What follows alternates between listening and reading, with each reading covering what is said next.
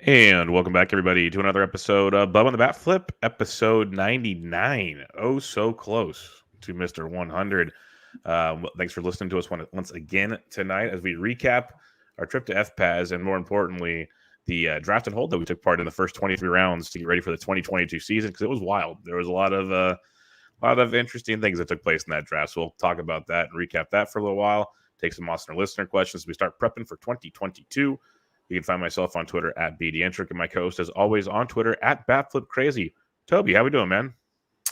Bubba, we are doing well. Thank you. It was great to hang out with you at First Pitch Arizona. I almost totally forgot that our next episode is episode 100, which is really exciting. So cool. That's awesome. But yeah, First Pitch Arizona was great.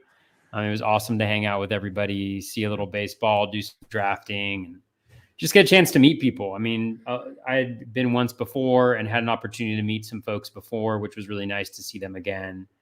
But getting to meet new people and hanging out with people like yourself, and watching the playoffs was a lot of fun. So, yeah, it was great hanging out with you. A little Bubba on the Bat Flip time was always good. And then, so many awesome people, like right into the game with Miles and Nick the first day. And then, hanging out with all the guys for the game the second night, the Joey Weimer game. That was something else. Oh, and then just the little things in between, like you said, meeting people, poker nights, and it was cool just seeing the industry, and hopefully more and more people can come out as maybe things get a little better, hopefully next year, and safety's better and so on and so forth. So I hope that more people want to go and can go, because this is my first year. Toby said now it's his second, and I'm going to try my darndest to go every time. Like, there's going to be years where I just can't, and it's feasibly not possible. But between just baseball in general, it was great. And then the people and the fantasy baseball, it was a great 3 or 4 days. So highly recommend it to anybody out there that can pull it off. It's not for everybody. I get it. But if you can, it's awesome. So I would definitely check that out. But we'll get into our draft here in a second. I guess what I'll say, was there any takeaways from anything you heard, or just conversations for either looking back on 2021 or looking ahead to 2022 that kind of stood out with you, thinking wow, I didn't think of that, or people on the same page as me? Because there was a lot of small discussions kind of outside the main discussions from time to time. We're that's interesting. Never thought of it that way. Yeah. I mean, one thing I didn't know about Joey Weimer before our trip. The legend. For those who weren't following on Twitter, Joey Weimer is a prospect in the Brewers system. And it was interesting because even during the panel to kick it off, there was some discussion on prospects, and some folks mentioned, Joey Weimer is kind of an under the radar guy who has, kind of the freak factor. The freak factor. Exactly. And so we didn't know what we were in for, but then we went to the game, and one of the teams was just absolutely stacked. It was Joe Gray from the Brewers, followed by Beatty or Batty from the Mets, who, according to a lot of people, I'm wearing my Mets hat today, was the best player that they've seen so far in the Arizona Fall League. And then after that, it was Spencer Torkelson. Then after that, it was Weimer, and then Tolio from the Rockies, who hit a bomb, and Tovar, I think, as well. So just a bunch of really elite prospects all on one team, or not super elite, but recognizable. But Weimer just crushed it from the get-go. So we kind of went in with this knowing about kind of the freak factor that he has. And dude's got this long blonde mullet, just, party, as Bubba told me, this guy's party all the time. Yeah. But just, high energy guy. I mentioned he reminded me a little bit of Eric Burns, but he started off the game with an opposite field home run that was 108 miles per hour exit velocity. The following inning, he threw a guy out at third base from right field with just an absolute cannon. The next time he's up, I think he got hit by a pitch, or it was either that time he got hit by a pitch or walked, ended up scoring. And just everybody in the ballpark, just the energy that he was bringing and the party that he represented, everybody was getting behind him. So he'd come up and just random pockets of the audience, since there were wasn't a ton of people there, were just shouting his name. And it was a lot of fun. That was a great game. It was nice to sit, next to everybody and kind of catch up with Ryan Bloomfield and meet some new folks like Jesse, who is an NHL fantasy person, but also a baseball fantasy person. So yeah, that was kind of a highlight for me, but I don't know, what were some takeaways from you, or any recollections from that game in particular you wanted to share? Well, that game particularly, like you said, it was just the different players, like the freak factor. We're sitting there and you see him just jogging in as he's getting loose before the game, and the hair is bouncing. We're like, oh my gosh, like here it is. And that was something that stood out in a big way. But that game, I guess if I could point out a negative factor, the pitch clocks that make it an automatic ball or an automatic strike got out of hand real quick. That was something like because in the fall league, for those that didn't know, they're testing out the 15-second pitch clock, and it was to a T.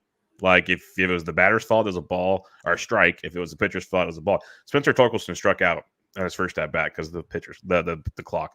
They were enforcing balks more. The pitcher got called on a timed a ball and then a balk following that because you can't step off the bag, I think, more than once or something.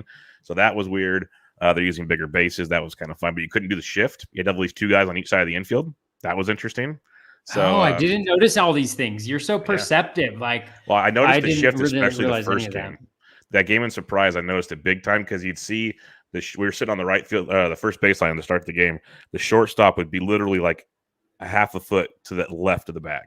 He'd get all the way over and stop, and like they do that all the time, and then they kind of move around again. So there's some other rules, I believe, but it was interesting to see the biggest ones that timer. Oh, and the automated umpire in Scottsdale, because we were kind of wondering, you could see the the ball would get there, take like 2 seconds, he'd make his call. So he had like a buzzer in his ear or something. So that was another one. So it was interesting. It's a lot of walks, lots of walks. Oh, we saw they called the game early. Had 22 walks. They called the game early because Mesa ran out of pitchers. Yeah, and that was the second game of like the 5 that we had tickets that we could have gone to that had 22 walks. Yeah. In the game, it was, the pitching was pretty ugly, but there was some really nice hitting performances that we got to see for sure. And if I had to like pick any one thing, I can't like nothing in particular, but it was just really cool. The side sessions, like when we rode with Nick Pollock and Miles, and then Nick talking about the way he breaks down pitching, just kind of getting the one-on-one and how he looked at certain guys. Like we were talking like Logan Webb, and then we were talking Robbie Ray, and we were talking just different guys and why he thinks this and that. And you know, you can agree or disagree, but you got to at least admit he's one of the better guys when it comes to pitching. So it was pretty cool to listen to him break it down.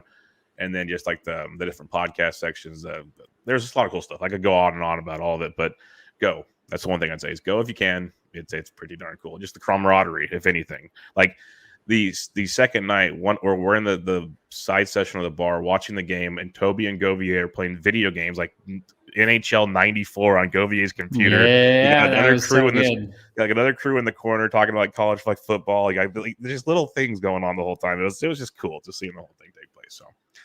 For sure. And anybody wondering how that went, Govier crushed me.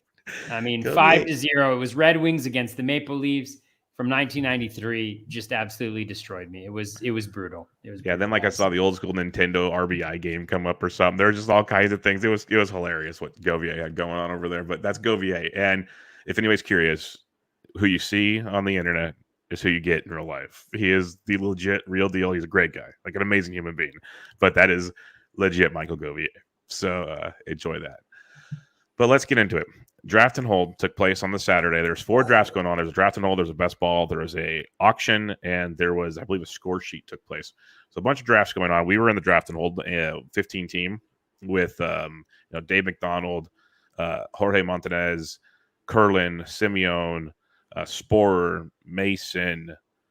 I want to say that was all the analysts, and then a lot of great Alan from Baseball HQ. Yes, was part of it as well. Yes, okay. Alan was in there, and then there was some great listeners, and just that's the beauty of it. It's not all analysts that go to this thing. There's just great fantasy people. So, like the guy sitting next to me, they listen to our show. They love our show. Like, so they were just sitting there talking to us the whole time. And just a lot of great people. And I'm horrible with names, so I don't remember many names at all. So, but it was a lot of fun kind of seeing where the ADP would kind of start, because they gave us a sheet, Toby, from the first draft that took place that Zola and some guys did. And I don't know about you, but some of those teams don't know what they were thinking when they were drafting. That's all I just going over. That was rough. So, yeah, it was interesting. It was an interesting experiment because I've done this draft and hold once before at First Pitch Arizona.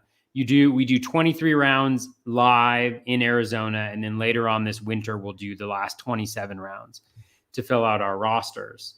But the last time I was there, I think steamer projections were already out, or there was some form of projections that I could rely on, but there just wasn't anything available, right then, like the Steamer 600. Obviously there are problems with that because Terrence Gore is the highest rated player because he's projected to steal like 300 bases.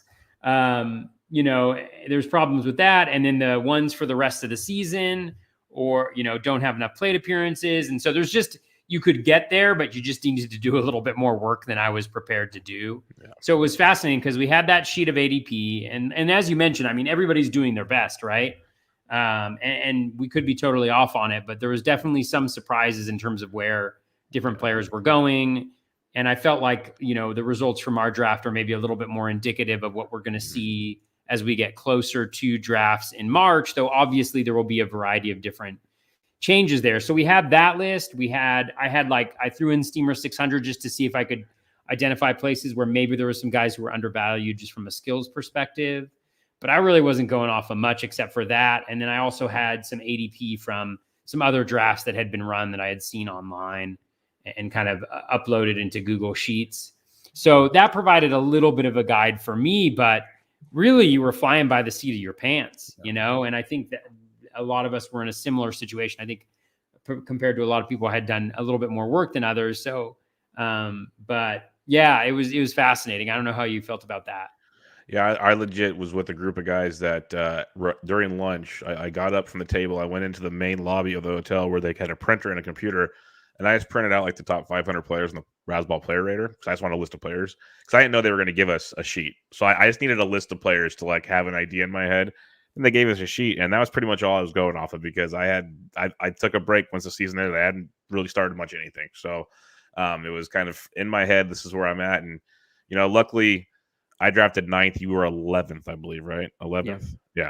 So it was kind of in the middle, so I could kind of take a pick and then kind of see where I was going and kind of plan for a little bit and go back and forth where I didn't have to go bang, bang or whatever, or reach or something like that.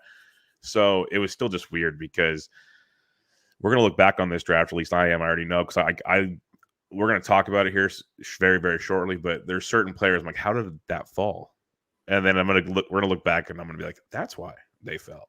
And I'm like, okay, now it makes sense. But we'll see. It was very, very interesting. The one takeaway I have already is starting pitching is insanely deep right now. Now that could totally change in March, but right now, as we stand, I think it's ridiculously deep.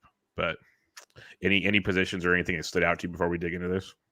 No, I mean, I think I agree in the sense that it seems like starting pitching is deeper than hitting, at least at the beginning of the drafts. That was kind of the experience, although our draft was fairly unique in the sense that, I was drafting 11 and I got the first starting pitcher. Yeah. So I think as we get closer to March, I don't think that same thing is going to happen, right? When we have some answers to questions like, is Jacob deGrom healthy? Or does he appear healthy? Is he throwing in spring training? How does he look there? So it was interesting in that respect for me. And I kind of went with a standard approach, not because I even went in. I didn't go in wanting to do that. Actually, I went in wanting to draft a hitter first and kind of see how my team could build that way because I like kind of the 3rd and 4th round pitchers. But the way the draft felt to me, I felt like I needed to take a couple guys in spots that ended up being, kind of my traditional build in a lot of ways. So, yeah, no, I'm with you. Well, so let's get into it. We won't go over every pick. Like I'll just name off the ones that went. Then we'll go over each of our picks, kind of give an explanation. If anything stood out before or after those picks, we can discuss them. And we'll do this for about 45 minutes or so and just kind of get a good idea of where things stood. But the draft started off, Dave McDonald was 1. He took Trey Turner, then went Tatis, Soto, Bichette, Acuna at 5. And then, bear with me because the fuzzy picture everybody loves, it's I'm trying to read, and it's not the easiest. So I might screw some things up. Like I can't tell who. Totally. And I just had my son just poked his head in the back there. I don't know if you saw that, but I can't. I'm trying to read the screen. He's supposed to be sleeping. I'm flying solo tonight. I had the kids down, but apparently that is not the case anymore. I don't know who was after Acuna. I apologize, people. Oh, it was he's a third baseman. I can't remember. And then it went Ohtani, J-Ram went 8. I was sitting there next to Michael Simeon because he was picking 10th. Toby was sitting behind me, and I'm sitting there going, if J-Ram falls to 9, I'm going to be doing cartwheels. Like, this is going to be amazing. J-Ram goes at 8, so I kick off my draft with Mookie Betts. And this was a tough one for me, and I'll explain why in a second. But I love Mookie Betts. We've talked about him on the show. Going to probably be leading off for the Dodgers next year, if not hit like second for the Dodgers. Like, one of the best positions he can possibly be in all of baseball. He's going to run. He's going to hit homers. He's going to score runs, drive him. He's going to do it all. Five categories through the roof. Not much goes wrong there. He was a little banged up this year, which is a bit disturbing as he gets older, but I think we can still rely on Mookie Betts to be great. I will say I was very torn on him and Kyle Tucker. Very, very torn. Because I love what Kyle Tucker did this year with 30 home runs, 14 stolen bases, nearly hit 300. All the stuff you can think of. Correa probably leaving town. Tucker will move up in the order potentially, most likely, which could just up the counting stats, and he could have just a monster season. I was very, very close to going Kyle Tucker, but I took Mookie Betts. That's what we're living with, and I don't mind it. But I legit was already like, this is where we were in this early draft, thinking, okay, maybe if I prepped more, I might have taken Kyle Tucker. But I'm sitting there going, Mookie Betts, reliable, we're good, yes. But I'm already having second thoughts right out the gate. But that's where I stood with my first pick. After that, it went Bryce Harper by Simeon, and then you had the pick at number 11. Yeah, I had the pick at number 11, and I was very pleased to have Gerrit Cole fall to me there. You know, Gerrit Cole in the drafts I've seen has gone anywhere, I think, from as high as number 3, I want to say, and as low as 11. But for me, I have to dive in a little bit deeper. But for me, he's my SP1 at this point in time. I know that he struggled towards the end of the season. He really struggles against the Red Sox. I mean, let's be honest. Like, that's kind of been his Achilles heel for during his time with the Yankees, which is unfortunate given they play the Red Sox quite a few times. But when you look at Gerrit Cole, you know, if you look at the underlying skills, so over his last 10 games, you know, his in-zone contact rate was at 78%, which is elite. That's the same as his 3-year average. So very, very good. His O swing was at 35%, which again is right at his 3-year average. If you look at his strikeout rate, it was at 32.2%, slightly below his 3-year average, but again, an elite number. You look at his swinging strike rate, it was at 15%, right in line with his 3-year average.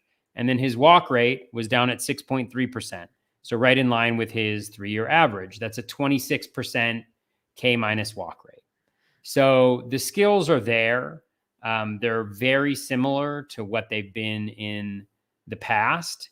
And whether or not in real drafts. So just to give you a sense, over his last 10 games, his BABIP was 348, which is the highest it's been over any 3-year period. You know, again, this was after, you know, the sticky stuff was gone, but the skills were the same. I'm not sure why the batted ball skills would change all that much.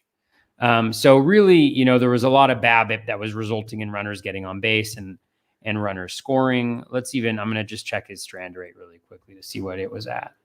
And his strand rate was down at 70%, which again is right about his lowest mark in the last 3 years. So essentially he had the unluckiest 10 game period in terms of BABIP and strand rate. All the other skills were the same. So I think you're drafting the same guy that was an elite pitcher this year, who's going to get you the volume, who's going to give you the strikeouts, who's on a good team and should get a decent amount of wins, especially if the Yankees make some changes and upgrades, you know, this year on that offense, which I think performed about as bad as it could have. You know, if you think about the various players on that team, Torres underperformed, LeMahieu underperformed, Sanchez, at least in the second half of the season, underperformed. You know, Judge maybe was the one guy who lived up to the hype, and maybe Stanton as well. But just a lot of struggles overall, I think. And so hopefully not hopefully because I don't like the Yankees, but I think they'll be a little bit better next year. And so I like Cole a lot right there in that spot, but I can see why people would go in other directions. I also wanted J-Ram, which apparently at 11 is not going to happen this year. No. No, I even did on Monday night, I recorded the Tool Shed podcast with Chris Clegg and Eric Cross, and then Dave McDonald's and Baseball Pods. Chris was on there. So 5 of us did the first 30 picks. We just kept going, rotating through. And J-Ram was very popular in that crew as well. So he's not going deep in this. Like, people are realizing just how good he is, I think. So that ship has sailed, but I like the Gerrit Cole call. The floor is great. You can't go wrong there. If you don't go ceiling, I could see arguments elsewhere, but floor, tough to beat. After Cole, you had Freddie Freeman. Kyle Tucker went at 13. That stung a bit. That went to Paul Sporer, of all people. And then Corbin Burns and Cedric Mullins as Justin Mason stays on brand and takes a set at the end of round 1.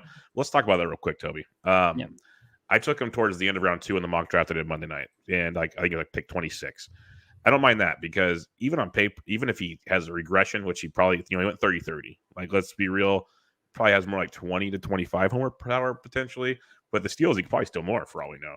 I think he at least brings like a 20-20 floor potentially in there. Who knows? And that allows him to be a very high pick. I don't know if I can go first round, though. How high would you be willing to go with Cedric Mullins? I know you go pitching early, so it's probably not going to happen anyways. But if you were, per se, how high would you go on Cedric Mullins? Yeah, I don't see any clear weaknesses in the profile. The one projection that we do have, at least in Fangraphs right now, is depth charts. So, and I believe that's applying, a combination of the Zips and Steamer projection, and then accounting for playing time. But at 658 plate appearances, 261 batting average. So, slightly above average, not necessarily elite, but then 20 home runs and 26 stolen bases. So, I think the one area where maybe you could see a little bit of a drop off is the home runs, the 30 home runs. He did have a 15.5% home run per fly ball rate, which is much higher than his career average and also much higher than the league average, which is a little bit surprising to me. Although in the same sense, he plays in Camden Yards.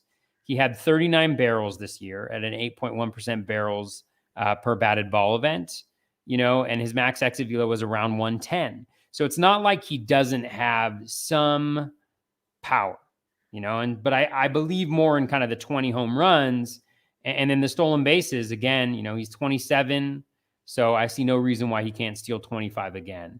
So I would prefer to get him, obviously, where you got him, end of the second round. Yeah. But I think there's no doubt that Mullins can be kind of a second round, third round guy next year. I mean, if you think about, a kind of a similar profile would be Bo Bichette, maybe, 100%, where you have the power, where you have the speed, maybe a little less batting average and not as potent of an offense. But the Orioles should get a little bit better. They're generally pretty young. Again, they play in a really good home park. One of the best. And so, I think there's a lot of kind of good things that Cedric Mullins brings. And there was a very clear change in him, ditching the switch hitting and going strictly left-handed. So I don't mind the pick at all. Yeah, no, I wouldn't get it there, but I do think he's going to be really good. Yeah, that's kind of how I feel. Like, I think his floor is actually pretty solid, especially for a first-round pick to cover your 5 categories, especially the way steals are so coveted for good reason and so on and so forth. So I think it's good in that regards. Not sure I can stomach the pick in the first round. I'm more mid-second to later, as we talked about, but I get it. I think it'll be a fun debate to compare him to Lou Bob this year. I think it's going to get a lot of steam. So that'll be a fun one to see. Tucker's still going to have some things that go ahead of him, but there's some similarities there, but that's a tough comparison. I think Lou Bob's going to be a guy that's going to be kind of around his draft time. As we saw to start round 2, it went Scherzer. Lou Bob went second in the round. It went Buehler, Trout. And then you did Toby things with your second pick. I did do Toby things. I drafted Zack Wheeler with my second pick right there. Wheeler, I like Wheeler a lot. If you look at the projections, depending on which projection system you stick in there, Wheeler's a top 5 guy right now based on the projections. I think, we do need to factor in the NLDH. That's going to go away. So you're probably going to see a little bit of a bump up in the ERA, as you will with, a lot of those NL pitchers. But Wheeler doesn't walk guys. He's striking guys out. And you saw a bump, 1.5% bump in his swinging strike rate. That K- walk rate went all the way up to 23.7%. There's nothing that really you look at and kind of stands out as, there's huge regression coming here. His strand rate was right around his career average. His BABIP was right around his career average. The in-zone contact rate was the best that it's been. His O-swing remained strong. He actually gave up more fly balls this year, which I think was beneficial, honestly. The BABIP has been a little bit of an issue in the past. 306 and 311 in his last 2 years. And so that's that could be a really beneficial thing for him in terms of keeping runners off base, because he doesn't walk guys. So even if he gives up a few more homers, in the grand scheme of things, I think it's a net positive for him. But the volume is key. I mean, 213 innings pitched. He's a workhorse. I think volume is really critical. The one thing I noticed towards the back end of last year was just the teams where I had guys that were volume and Ks. I mean, those leagues, I was way out in front in Ks. And that is where I want to be in my leagues down the stretch, especially with pitching the way it is today. Yep. If you can get that lead in Ks and wins, not to mention the ratios, I think you can have a huge advantage, because then you don't have to focus as much in saves early, and they are available later. I mean, I was able to cobble together 40 to 60 saves on most teams, even though I started out with basically 0. And so having those two guys front ending, especially in a draft and hold where I can't work the wire or stream pitchers, I feel pretty good about that start right there. I wouldn't mind having that start in any draft, I think, moving forward this year. Innings pitch is a thing I've been focused on quite a bit since the season ended, because, like I said on our last show, strikeouts got me big time. And that's one thing that talking on other shows and just to people in general, even at this conference, that obviously you look at innings pitch and it just makes sense. The more innings pitch, the more chances you have for strikeouts, so on and so forth. And that's been one focus on mine, even on some of my picks I have coming up. It's just like they kind of got the boost based on the workload they had and what the workload could extend possibly to in 2022. And that kind of was like a tiebreaker in certain situations for me. So that'll be interesting to see how that continues to pan out as we keep going through draft season into February and March. After Wheeler, Simeon took Woodruff, and then I, with my second pick 7 in round 2, I went Ozzie Albies. So I was trying a new thing. Usually I try to get a pitcher kind of early, but I waited a couple of rounds. I went Ozzie Albies for the fact that, again, similar to strikeouts and pitching, stolen bases are the thing that is not – you can accumulate it, but not as easy as you think, especially in a draft and hold. It can be a little different unless you just go with a bunch of guys late that you try to plug in and gain some steals, and that can get dicey at times, as we've talked about. So, matching up, I already have Mookie Betts, so I'm hoping for like 15-something steals, 10 to 15 at least, if not more. Now you got Ozzie Albies coming off 30 home runs, 20 stolen bases, a 259 average, 103 runs, 106 RBIs. He pretty much did it all. One of the best second base performances you've seen in a long, long time. And it's not a fluke. He's 24 home runs in his previous 2 full seasons, 14-plus stolen bases in both of those, hit for 260 and 295. So he's, we know what we're getting with Ozzie Albies. A pretty decent average. The protections have him at 273. But the power and the speed is legit, and that's something that's going to continue to be there. Hitting in a very good Braves order. You got Riley, you got Freeman, you got Acuna should be back, at least, if not right out the gate, pretty early in the season. Very, very good lineup around him. He's still super young at a second base position that is deeper this year than it has been in years past, with guys like Trey Turner and Marcus Semien gaining second base eligibility with some other big-time second base talents. What Ozzie Albies continues to do just in his overall profile just continues to grow. Like his best max EV season this past year, his best barrel rate this past year, his hard hit rate was the best it's been. Even the X stats say, he might have overachieved a little bit, but not a ton. Like he's still playing pretty good baseball. And his strikeout rate only a 17.8%, or no, that's his 18.7%. Massive drop from the small 2020 season. I love Ozzie Albies. There's a lot to like about him. Some might not take him this early. Some might take him earlier, as I found out in some other conversations. But I like the home run, the power speed combo as my second baseman. So I was Ozzie Albies. And the one thing I'll say too, I love that pick as well. And I think there's upside. You mentioned lowest batting average that he's had in any season during his career. So there's also average upside there to add to this just phenomenal 5 category profile, or 4 other category profile that he has. And he could be an interesting one, similar to Cedric Mullings, because Albies crushes left-handed pitching, like destroys it. I know. And I'm not saying he should just bat right-handed. That could be an interesting experiment. That's all I'm saying. Like, if you really look at it, I know righty-righty's different than righty-lefty, so maybe that's could be it. But he's doing something from the right side of the plate. So I'm wondering if that's something he thinks about someday and really could take advantage of. And that could just take it to a whole other level potentially. And that could be wild. After that, we go Machado, DeGrom, Devers, and then blah, blah, blah to keep ending out the round. Going to round 3, my first pick at 3.7. Logan Webb went this round early on. You got Jordan Alvarez, Whit Merrifield. to name a few. We saw Liam Hendriks, closer, goes off the board with the second pick of round 3. That'll be a conversation because then the next closer went right before me, or a couple picks before me, and Josh Hader. But my third pick, with my trend of getting steals, this one might be a little goofy, but I was shocked he was there. Like, I looked over at Simeon. Oh, it was beautiful, Bubba. It was beautiful. I looked at Simeon because, again, like I told you at the beginning, we just have these papers in front of us, and we're all kind of just like hoping we get things right. There's a guy walking around with a tablet from NFBC, like going through it all. And I go, is he really still on the port? Like, I don't have him crossed off. He's like, yeah, he's there. I'm like, huh. I took Starling Marte with my third pick of the draft. I know he's getting older. I know the power kind of disappeared last year. And he's a free agent, so who knows where he lands. The speed's legit. I think the power comes back a little better next year. Maybe not, but who knows? I wasn't drafting him for the power. I was drafting him for the immense stolen base talents, the run scoring ability. You'd imagine you would hope he goes to a contending team with a good lineup around him. You could hope. But just the fact he fell to the middle of round 3 at pick 3.9, I scooped that up in a hurry because now with Betts, Albies, and Marte, I could pretty much not worry about stolen bases if I didn't want to. Obviously, I have to still because there's no fab, and if one of those guys gets hurt, I need to have backups to fill in some stolen bases.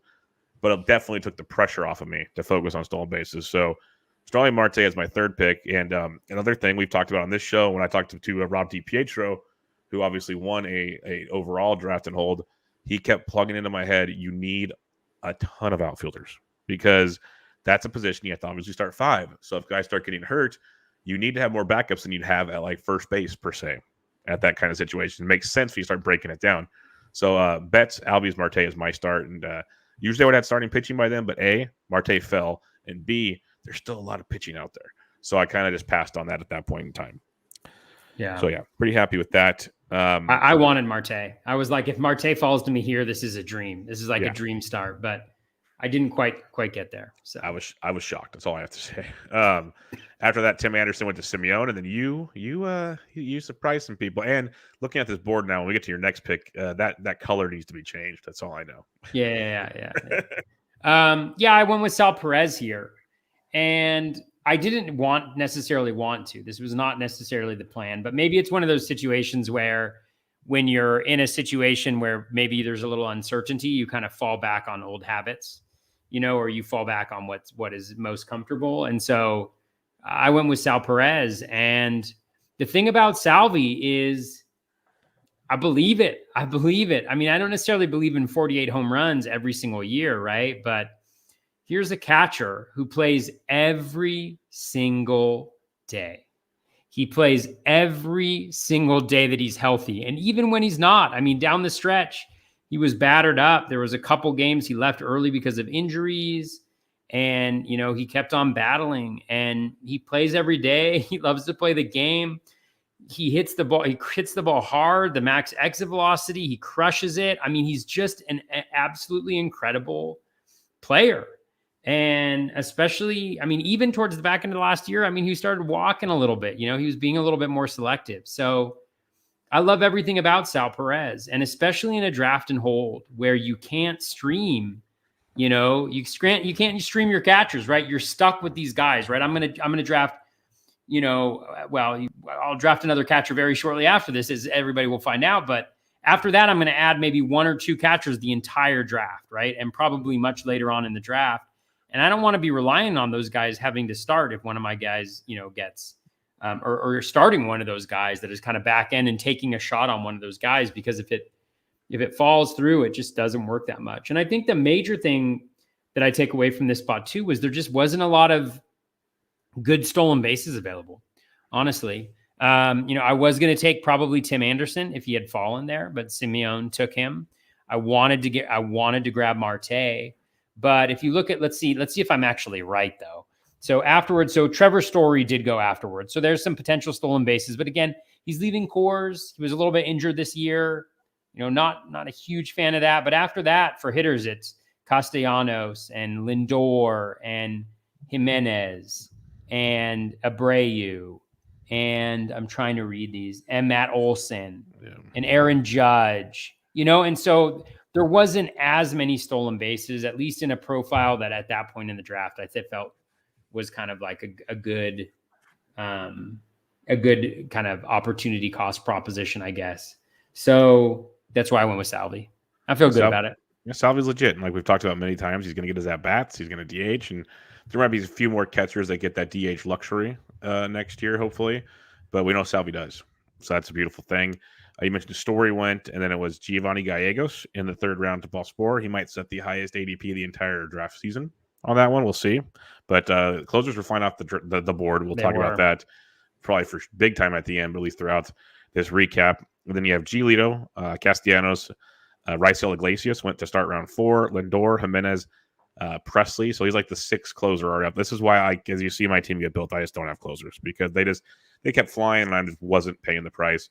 But here you come with your 4th pick in the draft, 4.5. And this was like you had the whole draft room giggling and just like, this is amazing. Like just pure laughing, just wow, this happened. And it makes so much sense because it's Toby G. So who was your 4th pick? Yeah, I went with Justin Tyler Realmuto. And Realmuto. That's how he announced it too, by the way, people. Yeah, people were like confused when I did it. First, I was like, Justin Tyler. And they're like, what is happening right now?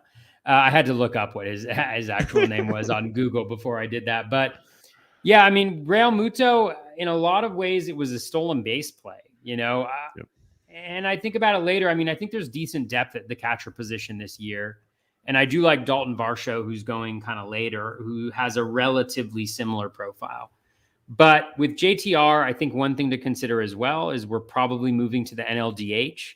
And as we saw in the shortened season, when the Phillies move to the NLDH, they'll have Realmuto as catcher. They'll give him days off in the DH role.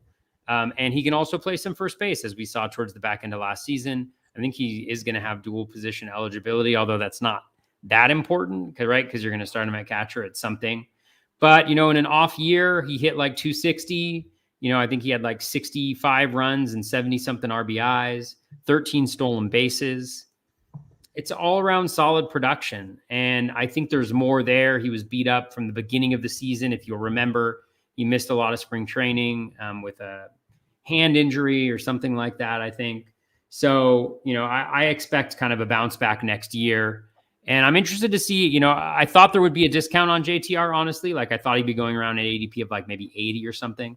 But in all the drafts that I've seen, he's been going in the 4th round, which seems, like a very logical thing. So I was pleased to get those two. Your major concern when you go catchers this early on is a lack of speed. And certainly having maybe projected 13 stolen bases at this point in the draft, I'm not feeling great about that. But I did it, and I had to figure out later on in the draft how to make that up a little bit, especially because I know that I also wanted to add some starting pitching and some closers early on in the draft as well. So, yeah, but like you said, you locked up your catchers pretty much. We don't have to like focus on going crazy. And like I said, the colors need to change because JTR is purple because he's got first base eligibility. If you really want to get, you can go 3 catchers deep at any one time, Toby. So you got that going. You can go full house. So you in a roundabout way did a full house, but we'll get to that in a minute. The next pick is the guy I was going to take is Lance Lynn. Simeon took Lance Lynn. I was looking at him to be my SP1 in round 4. I was over the moon with it, again, showing to me how deep the pitching landscape was getting. And the reason I wanted Lance Lynn over the guy I did take is I just trust the floor of innings Lance Lynn can bring. Like he is a horse and just goes out there innings, 6+ innings, pretty much every start. Quality starts more often than not. And he's done it year after year, at least for a few years now. So I kind of can believe it. Simeon took him. So I took a guy that I foresaw going in the first 2 rounds, maybe 3 at the latest in every draft this year is what I figured. But he fell to me at 4.7. And in the back of my mind, I'm like, I can't pass this up now. And that's Robert Ray. He's my SP1 in my pick in round 4, 193 innings this last year, likely Cy Young winner. Things were great, and we've talked about it, and everyone's talked about it. The thing with Robbie Ray is the walks, because if you look at the strikeout rates, look back to 18 and 19, 2 full seasons, 31.4, 31.5. He was 32.1 this year. But 13.3% walk rate, 11.2% walk rate, down to 6.9 this year. That's why the batting average against was 209 compared to 215, 228, which still is not horrible. But it's just the walks, because now when he gives up a big hit, it just blows the whole thing up. And that's the biggest thing. Now, will there be some regression? Sure. He can't be this good this long, you don't think. But we'll wait and see, because the strikeouts have always been there for Robbie Ray, is what I'm trying to point out in that. It's almost always been a walk issue. That's always been the discussion point when it comes to Robbie Ray. He's going to be a free agent this year. So where does he land? This could come back to bite me in a big way. I'm really hoping that Toronto looks at him and goes, dude, you just won the Cy Young. We're almost in the playoffs. We could really use you here. Like, if they can make something work out, he's going to be 31 years old. The humidor in Toronto would be amazing. Still has those AL East ballparks, but he navigated that pretty well. So we'll wait and see where Robbie Ray ends up. But with the strikeouts that he gives, the innings, because he's 174 innings in 2019, 123 and kind of an up and down 2018 with a 162, 174, the innings floor is there. So I love the innings, love the strikeouts, two things I've talked about plenty and will continue to this entire offseason. Those are going to be there with Robbie Ray. The landing spot will be interesting, but the fact he fell to the middle of round 4, basically, I kind of had to run away with that one and be like, okay, I will definitely take you in round 4 and be okay with that. That was a great pick. I mean, I was amazed he was there. And that's shocked. One of the things that I mentioned about like not necessarily wanting to go pocket aces is, I mean, if I would have known that Robbie Ray was going to be there, right, I would have gone in a different direction. But I don't think he'll be there in most drafts, but I think that's a great pick. Yeah, that's what I'm saying. Like, I figure he's a second round pick, if not at best, like early third. Like, he's going to be going places. I was shocked. So we'll see how that keeps playing. Like, Logan Webb went way earlier than him. And I love Logan Webb, but I will take Robbie Ray over Logan Webb every single time. I'll take Robbie Ray over Freddie Peralta. But that's me. So we'll have to see how that one plays out. But after Ray, it went Abreu, Olsen, Bieber off the board. That could be an interesting steal if he comes back healthy. That could be really solid for Team 6 on that one. You had Emmanuel Clase, another closer, but Fried going late 4th is outstanding. You got Gossman going there. Judge O'Neill. Like, O'Neill would have been like your first stolen base guy you could have gone with. I understand not taking him, though, because I'm so torn on Tyler O'Neill. Like, to me, he totally outperformed. He's a very good ball player, totally outperformed things this year. So we'll have to wait and see. It goes, Riley, I actually, when I saw that pick go up, I think it was Dave McDonald who made that pick. I was kind of like, that's a direction that I could have gone. Yep. And I wouldn't necessarily mind it because I know there's big swing and miss and all that jazz, but there's also real big batted ball quality. Ooh. And there's real big speed on a team that's going to let him steal. And so I got no problem with Tyler O'Neill that early. I think he's going to be a really good fantasy player for a long time. I think he gets pushed up more in March, like he goes earlier, because it's the average is the only concern, but the power speed is going to be there. He's in the middle in the order.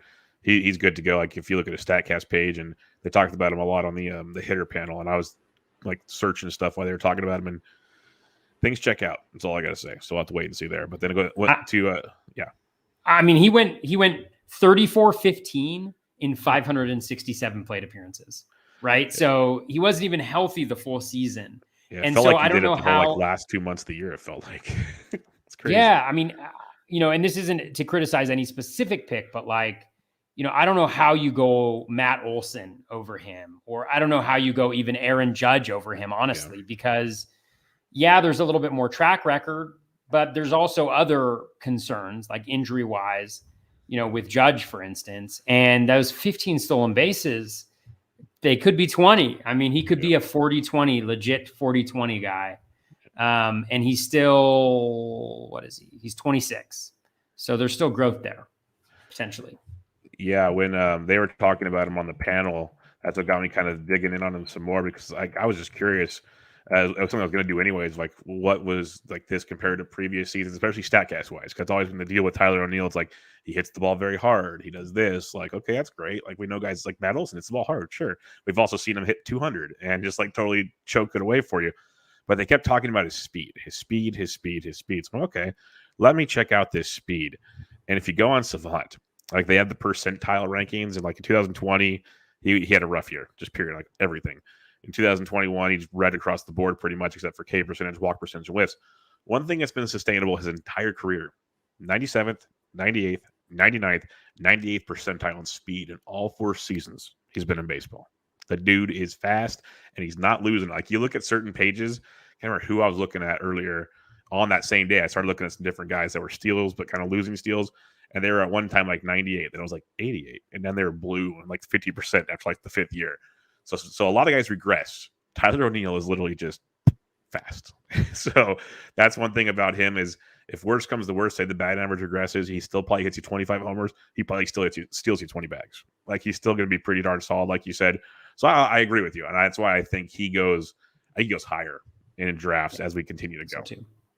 Riley, Flaherty, Goldie. I mean, a good comp, right, is Robert, big time, or Luis Robert, right? Like, Heck, there's not a lot different between those two profiles. Let's go back. Like this is only this is October still, and obviously we'll have a lot of discussions to be had. A fun one to bookmark could be, let's look at the 2022 numbers for Cedric Mullins and Tyler O'Neill. I could see Tyler O'Neill outperforming Cedric Mullins, to be honest with you. Yeah. And that's going to be, that's one of those, it's like, if you don't feel comfortable taking Mullins early, but you're getting your player pool lined out, go circle, like, I want to try to get O'Neill in round 3 instead of Mullins in round 1 or 2. You try to get the same similar profile with potential upside. So it's an angle. Long ways to go till that happens, but something to start keeping in the back of your mind is that's why I wanted to talk about this draft, is we can kind of start seeing things play out, and it'll obviously change, but it's interesting to start getting your mind working towards 2022.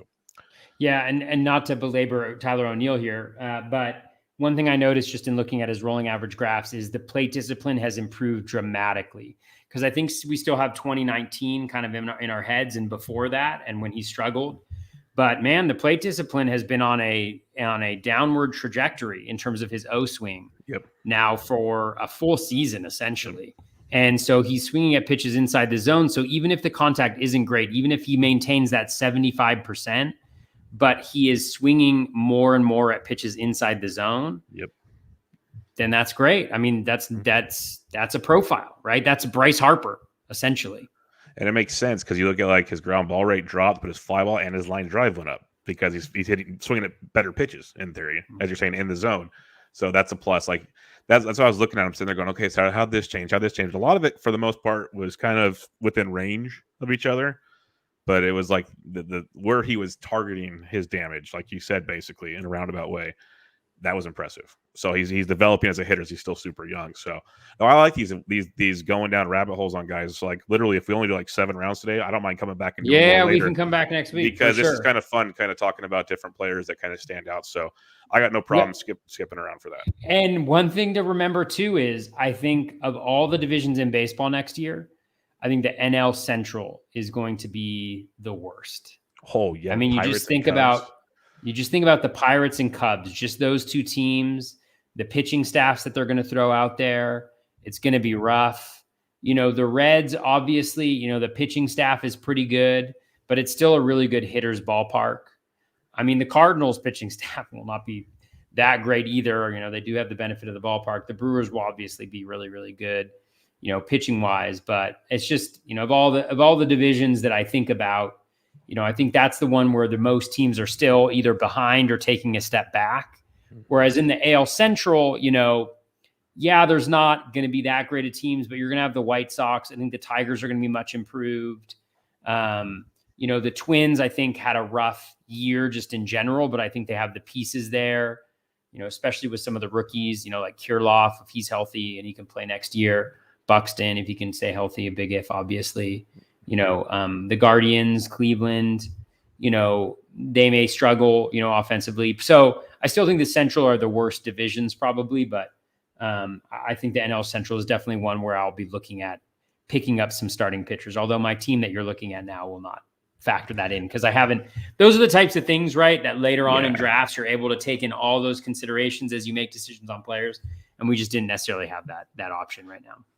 Well, yeah, and just the little thing, even going back to Tyler O'Neill again, is the comments that just thinking through this with you. It's like, okay, well, maybe Starling Marte is getting older. And obviously, I probably still would have taken him 100 times out of 100 times there. But what if I say screw it and I go and get, you know, my boy Giolito or I take Robbie Ray right there. And then I go get Tyler O'Neill in round 4. Or I take Tyler O'Neill in round 3 instead of Starling Marte. Like, those are little things that can be interesting to dive into some more inside of make or break situations as we get going there. But round 5. And the projections love Tyler O'Neill as well. Yes. They love him. Round 5, we got Austin Riley, who I think is going to be an interesting talking point all season long because the dude's legit, but still some holes in that swing. But you got Flaherty, Goldie, Springer, Frankie Montas in the middle of round 5. That's just Luis Castillo, then another closer in Edwin Diaz. We got JD Martinez, and then I went with another outfielder. This one I wasn't 100% on, but I kept looking at how much pitching was out there. I'm like, okay, well, I'll get another power speed guy that at least chip away at the steals. And all in all, the season started out very, very slow for Randy Arozarena. Like a lot of people kind of early victory lap and why'd you take him so early to people and this, that, and the other. Well, if you just believe in the back of the baseball card, he finished at 274 with 20 homers, 20 stolen bases, 94 runs at 89 RBIs. Like still put together a pretty solid season. Grabbing him around 5 now is intriguing. The strikeout rate is still very, very high at 28%, but the walk rate grew a bit too, which was nice. But he's still hitting the ball hard. Barrel rate at 8.2% is not too bad. 42% hard hit rate. He way outperformed his X stats, though. I'm going to say that much. Way outperformed his X stats. So that'll be something to keep in mind. But I'm also taking him at round 5 instead of like round 2, maybe 3 last year. So he kind of fell a bit, which was nice to me. And even if the certain stats drop, I still think the homers and steals will be legit. So I'm going Randy Arozarena just because I had it in my head and maybe I overthought things. I want to make sure I really lock up outfield. I want to lock up my outfield because that was one of my biggest things in my NFBC 50s, my draft and holds that I was doing. Outfield really, if you start getting a couple of guys injured, I was having like Luis Arias playing the outfield. I was having sometimes Jeff McNeil, and we know how bad that was.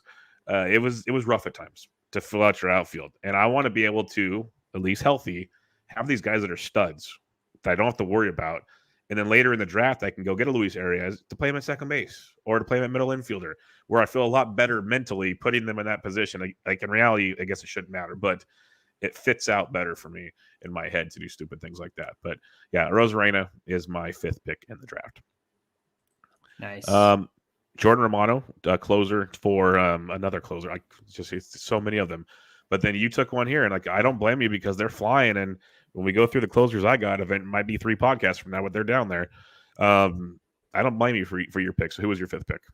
Yeah, so I wanted a closer. I mean, when I went into the 3rd round, I was thinking if Hendricks falls to me or Hader falls to me in the 3rd round, then I will go that direction. But it didn't happen. And so I knew I wanted to get a closer. They were flying off the board quickly. I did want to get Romano. And so Simeone grabbed him right before me. And I grabbed Kenley Jansen. And, yes, he's going to be a free agent, but I don't think there's any way he doesn't re-sign with the Dodgers. I mean, if you think about it, so far he's been lights out during this postseason. He was lights out this year. I mean, he was incredibly good, a 2.22 ERA, a 104 whip, 86 strikeouts in 69 innings, 38 saves. The K- walk was down a little bit to 18%, but the swinging strike rate was still there. Lucky with the BABIP for sure, but he doesn't give up home runs. I think the walk rate will fall back down. It was a little bit too high, so that'll compensate a little bit for the BABIP.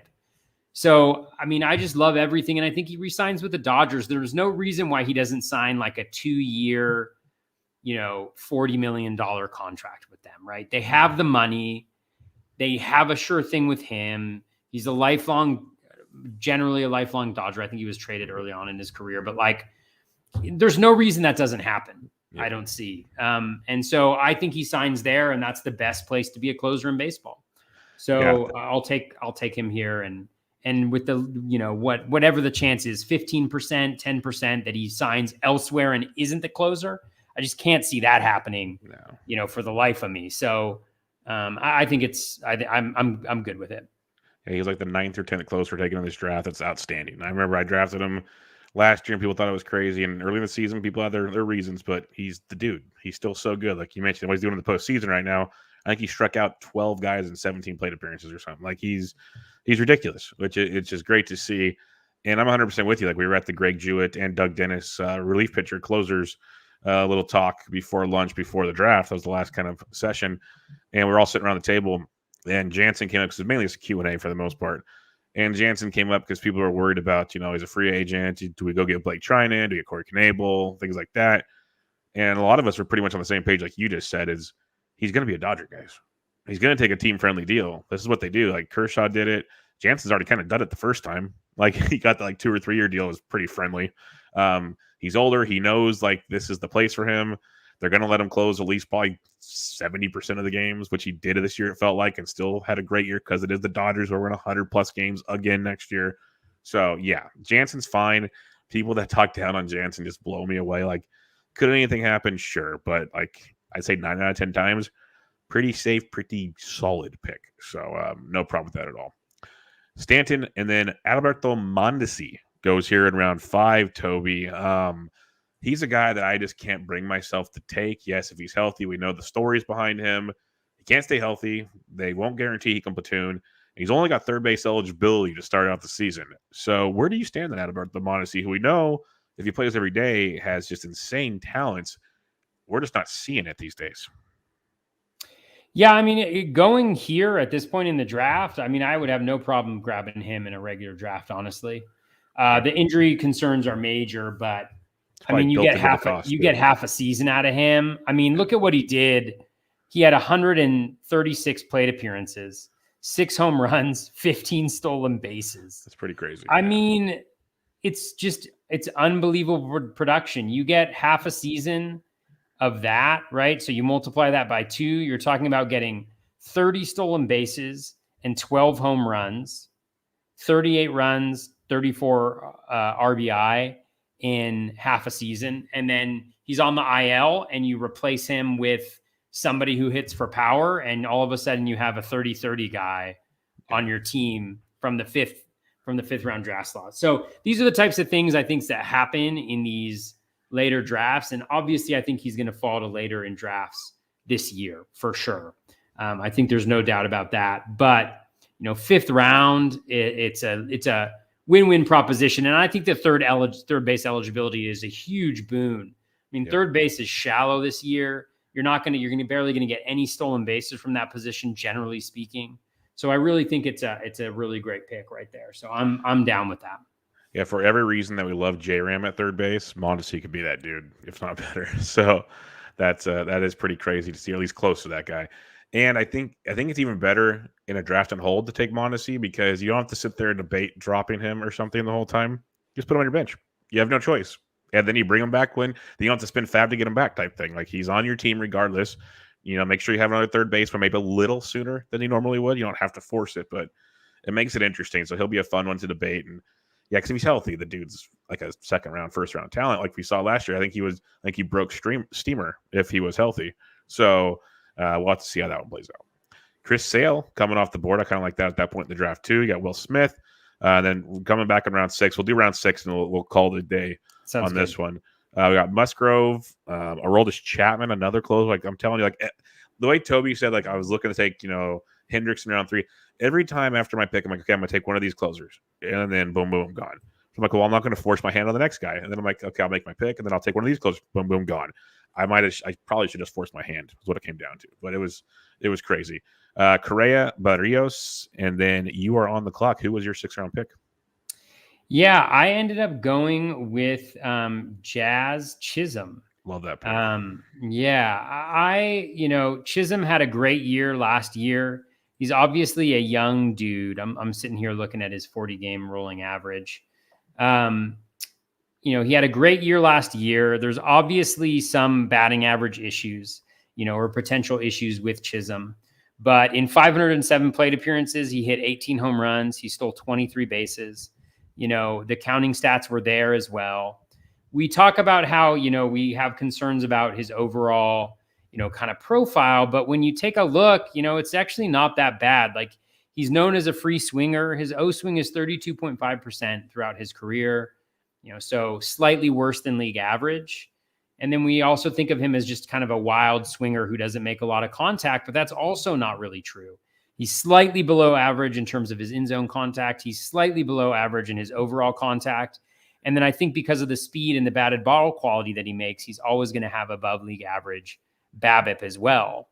And so I think you're looking at a perennial 2020 guy with the possibility of, a 2030 season, potentially, especially if the Marlins lineup can improve, just slightly this year. But the StatCast metrics, 112 max exit velo. He had 28 barrels, 8.6% barrel rate. So, better than league average as well there. So for a guy who has speed, who's hitting at the top of the lineup, I think he's he's just lefty, but, I like to pick a lot. He has second. He has shortstop, multi-positional eligibility. I just think at this spot in the draft, if he plays to what he did last year, he's still solid. If he gets a full season in and he plays with what he's capable of, you're talking about a guy who can return you second round value. So I like that a lot, especially on a team that really needed stolen bases pretty badly. Yeah, it's a great pick for what you said, especially needing stolen bases. I almost took him instead of Arozarena, but it drilled in my stupid head. I want outfielders. That was what I kept telling myself. And I love Chapman. I took him, not Chapman, it's Chisholm. I took him in a previous mock draft or whatever we were doing a couple weeks ago, not the one on Monday night. I'm a huge fan. And what I compare him to is if he does, like you said, perform to his abilities that we think he can, he's a Bo Bichette light.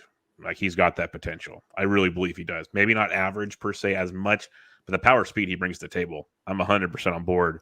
He could look like kind of mirroring a potential Bichette type thing. Like, I'm a big Chisholm fan, so I love that pick. That's a guy, as we keep getting ready for draft season, I'm going to make a point to kind of like a Tyler O'Neill with the Chisholm, highlighted on my list to be like, okay, this is a guy I need to try to make a point to get. Like, how far do I have to reach to not be crazy reaching to get this guy? They're going to be on my guy list, hopefully, type thing. All right. After Chisholm went off the board, Charlie Morton went. That was an intriguing one, and it dropped my SP2 to me, and I was surprised. But again, pitching's deep. But Dylan Cease is a guy I'm going to go to, and it's a combination of things. Is he took a big step forward this year. During the pitching panel, I was just going over different leaderboards, and he kept kind of showing up on things. I'm like, okay, well, because there were certain times I'm like, this isn't true, whatever. Near 32% K rate, 9.6% walk rate, 22.3% K to walk rate, was one of the best in baseball this year. That's where he stood out on that list, because not as many guys as you think were over 20% K to walk, and he was 22.3, so that was outstanding. He still threw for over 160 innings, which was great to see. So hopefully he can take that next step in a very, very good White Sox rotation that we know can produce some good things. Plus, he'll have a good offense behind him. So I'm a big fan of Dylan Cease. He continues to develop, and he's got the prospect pedigree that we hoped he could be. So in round 6 as my SP2, getting a guy like Dylan Cease for, again, strikeout upside, massive potential innings, eating upside. Cease is a guy that I don't see going this late in drafts come March, but I will gladly take him as an SP2 in round 6. So I was pretty pumped on that one.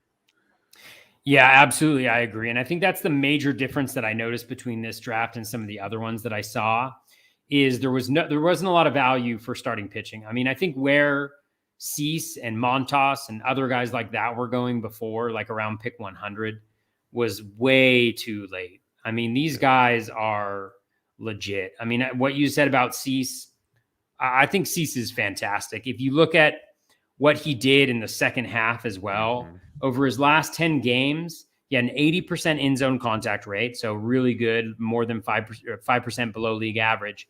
His strikeout rate was 36%. Yep. His walk rate was at 10%. So he still walks a decent number of guys, but I'll take a 26% K- walk rate out of a guy that I'm getting, especially where you got him in the draft. The O swing at 33%, really strong there. The swinging strike rate at about 15% as well. I think there's no reason. I mean, I think Cease here is fantastic. I wouldn't be surprised if he's going in the 4th round, maybe even the 3rd round, as we get closer to those bigger drafts. I think once more pieces get written about his season where people realize just how good he was, I think it's going to be interesting, because I mentioned his season long 22.3% K to walk. That's 10th best in baseball. And I said not many go over 20. There's only 16 guys in baseball that were over 20% K to walk. And that might not stand out to a lot of people, but if you want to go back, I'm going to be a broken record. You're going to hate me. Strikeouts. This is a big thing. So, like, you look at the names on this leaderboard, and it's like, okay, that makes sense. Check. Okay. Dylan Cease is amazing. So, a big fan of his. I know I will never get him in round 6 probably ever again. So, I'll enjoy it while I can. Rounding out round 6, you had Cruz, Bellinger. Polanco, Pete Alonso, Nolan Arenado, Alek Manoah. That's an interesting. That's probably close to about right for him. Seager, and which is funny because in the piece of paper we had, he went like in round 2, but round 6 here, which is much more appropriate to me.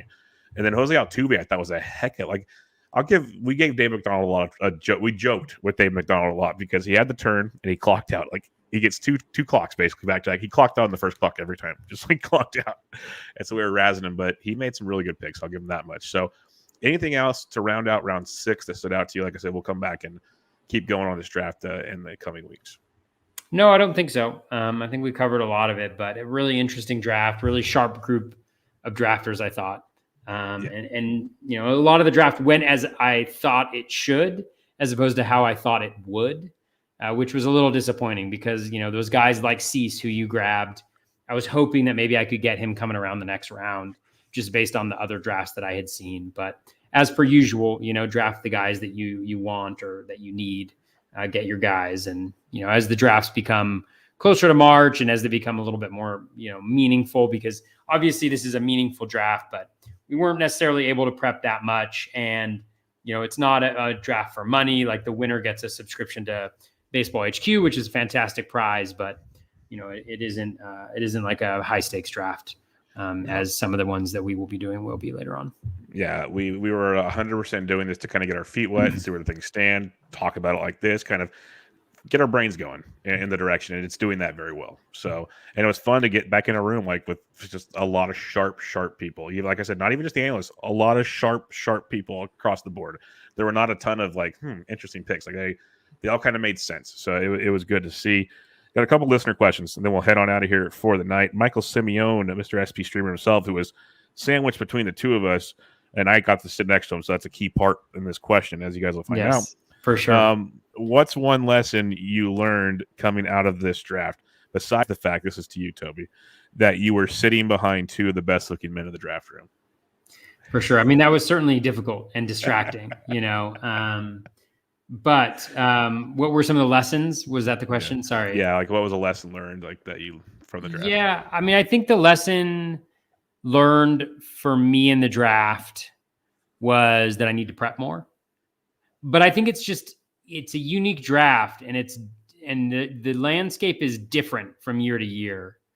And so I think my approach is probably going to be different than it has been in years past because of that. And so I think it was helpful to kind of be in this situation and see who went where and to think through where I was comfortable and where I wasn't, to think about how I might approach the draft differently if it were to happen again, even with the same players going, in the spots where they did, where my roster construction might be a little bit more to my liking. At least the initial roster construction. I like the team generally that I drafted, but in the first few rounds, I think things could have gone a little differently. So, yeah, I think it's pretty similar. Like one thing I said is, as we keep going through, starting pitching is so deep in this to me.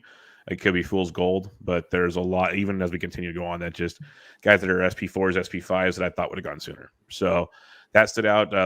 Relief pitching, I don't know if it's going to be that crazy going in the drafts, but it could be. It could be because people might literally be traumatized from this past season. So absolutely, that was one where I'm going to have to really do a lot of like just even best balls and stuff just to get in my head like this is where I got to take this guy, or it's not happening because I didn't, like I said already, I didn't have that for the first like 12 guys that got taken. I just couldn't do it, and then trying to put my stuff together in closers has already been a nightmare. So that's going to be a massive deficit on my team. So we'll see how that plays out.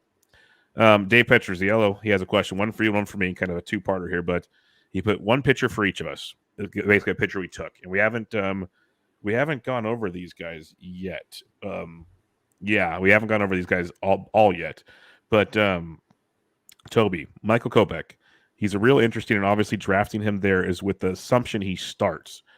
For sure, he can make that draft spot look very conservative. How much do you think they let him loose in 2022? Yeah, I think he's really good. 27.7% K- walk rate, 14% swinging strike. He threw 70 innings this past year, 103 strikeouts, 3.50 ERA, 1.13 WHIP. All just really strong numbers. I mean, maybe a little bit of control issues, but he was right around league average.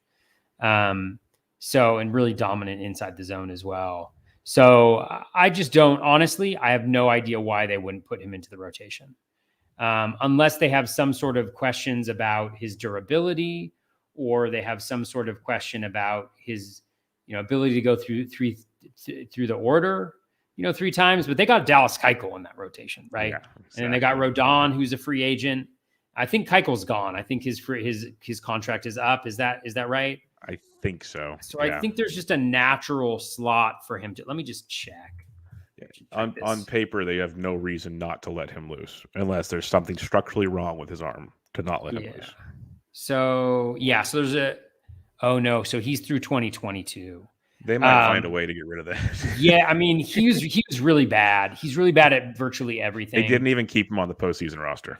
Yeah, and so I see a difficult seeing Keuchel come back and be part of that rotation. And it's not like he's that expensive. I mean, he signed a 3-year, $55 million deal, which sounds like a ton, but, a 1-year contract that's lower than the qualifying offer, maybe they can, they can have him as a long relief guy or something like that, an innings eater, something. But I think Kopech is so good. He's shown himself to be so good. There's no reason why they shouldn't throw him in that rotation and give him a shot. And if he's in that rotation, and let's say he throws 150 innings, right? I don't know what the logical next step after, 70 innings is, but it feels like 140 is doable. And if you get 140 innings of relatively similar production, I think in the 13th round, that's going to be fantastic value. And even in a draft and hold, if he's pitching in, middle relief and pitching like he did this year, where he pitches like 2 innings, and throws 70 innings with the numbers that he did, it's probably a comparable pick for a 13th rounder. Mm-hmm. And he's really good. So I think I'm pleased with kind of that as an upside play in round 13, with maybe there's a couple more stable options available. No, I don't hate it at all. He's got might not have the safest of floors potentially. I think he will, but his ceiling's going to be huge. So I'm with you on that one. The question for me, he says, I picked Cease before Darvish. Who would have thought that this past March? But I certainly agree. What are the chances he buttons up his command a bit more and he's a second or third rounder in 2023? I think Toby and I thought he's potentially a third or fourth rounder this year. So second rounder for sure, because even, he still walked 9.6% this past year. Toby mentioned like the second half was still about 10%. He's been about 10 to 11% guy for like 4 straight years. This was the lowest walk rate he's had since 2000, or his lowest of his career, but technically about 2018 in single A. It's his lowest walk rate in the bigs. I think he's still so young. He's still developing things. You keep sticking him with guys like Giolito and Lynn and that pitching, the pitching coach, I forget his name now, but they have something really strong going there. It's one of those things with his youth. They're going to teach him more like location and doing this and that. I think the kid's going to be very, very good. Like, we saw a massive jump this year. The tools are there. The pitch mix is there. Like, literally, if he just flicks it on like Robbie Ray did, imagine what a guy like Dylan Cease could do. Now, that's like what Robbie Ray did is kind of a not once in a lifetime thing, but a very rare thing to do. But if Cease even like cuts that in half, maybe he goes from 9.6 to like 7 even. That could be tremendous. So, and Toby already mentioned earlier the AL Central. Again, it's a better division than you think, but still, the Tigers are going to be good. You can still navigate the Tigers. You can still navigate them. Cleveland, the pitching is something we like. The hitting, maybe not. So there's going to be holes in that division for Cease to feast on. So he legit could be a second or third rounder in 2023. 100% agree with that. So we'll wait and see. Or maybe he takes a step back. Maybe the controls are a real issue. Like, how many years did we go in saying Robbie Ray, this is the year, and he just started walking like 13 and 14% of guys. Here's like cutting him. Anything's possible in baseball, but I do believe Cease is heading in the right direction for sure. And one thing I'll say about Darvish is he was god-awful that second half of the season. But if you look at the underlying skills for Darvish, they did get worse, right? So his in-zone contact was 85%, which is right around league average. So definitely went worse. His walk percentage increased as well. This is over his last 10 games of the season, 7.8%, but that's still lower than league average and around league average for a starter. His swinging strike rate dropped to 10.7%, but his K rate was still 30%. So he still had a 22.2% K- walk rate. His O swing definitely fell a lot and was worse than league average.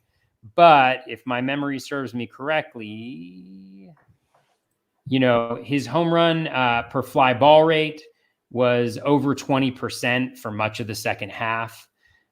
So he was giving up home runs at an alarmingly high clip. Whether or not that's something that he'll continue to do, I'm not sure.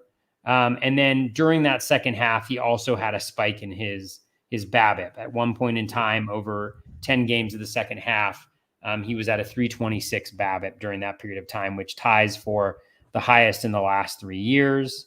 And then his strand rate check this out. His strand rate over his last 10 games was 58%. Oh, come on. Yeah. So that means that almost half of the guys that got on base against him kind of scored. So Darvish, where you got him, I mean, I think there's potential for there to be, so that to be a really good pick. And I think those are the hard ones where we have immediately in the front of our minds this recency bias where we're like, man, he got lit up. And there looked like no way that was going to stop happening. But Darvish is a smart pitcher, and he has generally had good command during his career. And he strikes out a lot of guys. And so I could definitely see him coming back and returning some value where you got him for sure. Yeah. We'll talk about him for sure next week, but that was my 7th round pick. And it was the strikeouts again. You mentioned the underlying stats, and like no way am I comparing him to Aaron Nola, but everything everybody says about Aaron Nola's underlying stats, you got to give Darvish a little bit of the same treatment. Like still, he was worse than Nola. I'm not going to say what, but is he 5 rounds worse than Aaron Nola? Probably not. Like I guess he was injured a lot in the second half. Post sticky stuff was a lot that took place. You give me an off season with him learning how to pitch without the sticky stuff and all the get healthy with the arm as an SP4 on my team. I'm like okay with that in round 7 where it's the luxury like we talked about with German Marquez last year.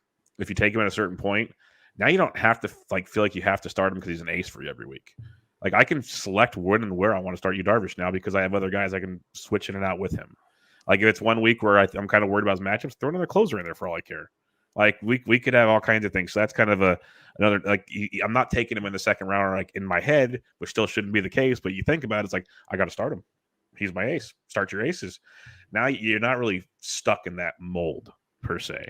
So that's part of the process as well that we'll get into next week. Ryan Roof had a great question.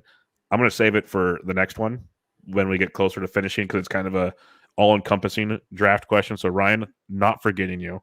But Brian Seymour has our last question of the show, and he asks, closers you are 100% comfortable drafting right now?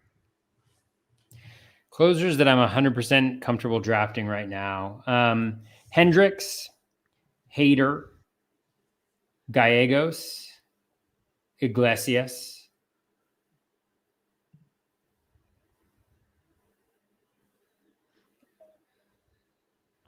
Diaz, Romano, Jansen.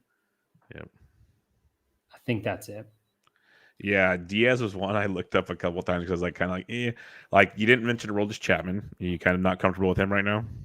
Yeah, I understand if you're not. He was been so up and down, and he was really bad the second half and really struggled. So I just don't want to. It's not that I'm not necessarily comfortable with him, but where he's going in drafts, I'm not necessarily comfortable with that. I thought about Presley. Yeah. I should probably include him on that list. Although, is he a free agent? No, he's there. He's there. Maybe I'd add Presley to that. I feel like I've been tainted by a few blow-ups that he's had, but he's been really good as well. And then I can't remember whether I said Clase or not. I was just about to say Clase, yeah. Yeah, I think he's really good. My biggest concern with him was the lack of Ks and the walks, and he seemed to really solve both of those issues. And I see the Guardians going back to him next year for sure, just because I think he earned it.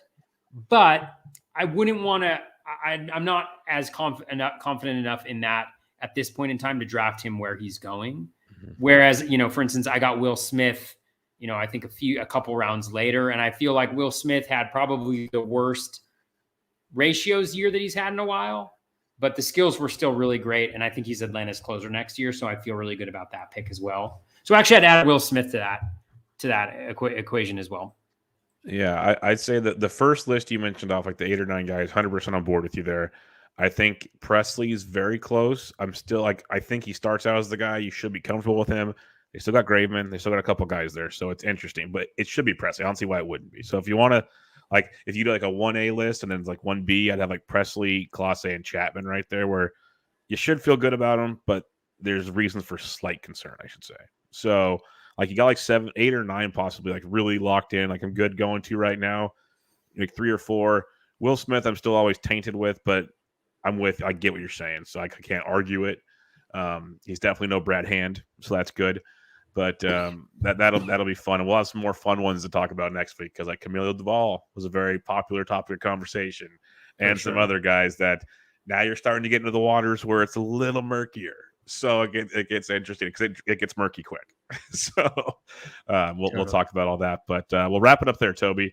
Any final thoughts? We went through the first 6 rounds. Obviously, we'll go a lot quicker, I'd imagine, on the next ones. But those first 6 rounds, a lot of interesting kind of, I guess, philosophies or just where guys landed that stood out kind of out of nowhere type thing. So pretty interesting stuff to me. Yeah, it was really interesting. Really enjoyed this going over this draft. I'm glad we're going in a little bit more depth, maybe, because I think there's a lot of just interesting points that I'm not even realizing until I start hearing the names and I start thinking about the players and different comps and stuff like that. So it's been really enjoyable. I'm looking forward to getting through the next chunk of rounds in the next one. Yeah, definitely. We'll do that for you guys in the coming weeks. And again, if you have more questions, keep them coming. We'll keep asking them. Like with Ryan's, we will get to that one, I promise. It just fits better for later in the show. So if you have all-encompassing draft questions, bring them. We'll save them for the end. If you have certain specific questions, keep them coming as well. As it's 2022 draft prep season, we'll go harder in a little bit, but we're kind of just go through this draft and get our mind keep going in the right direction because it is pretty cool to kind of get going to 2022 because as Toby and I know, especially Toby, he's even more on it than I am. Drafts are starting soon, Toby.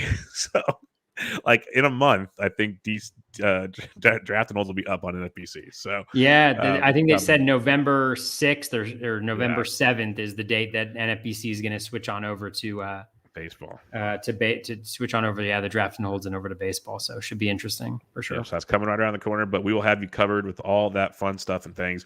So check out Toby on Twitter at BatFlipCrazy. I'm at Pediatric. This was episode 99 of Bubba on the Bat Flip. Catch you guys next time.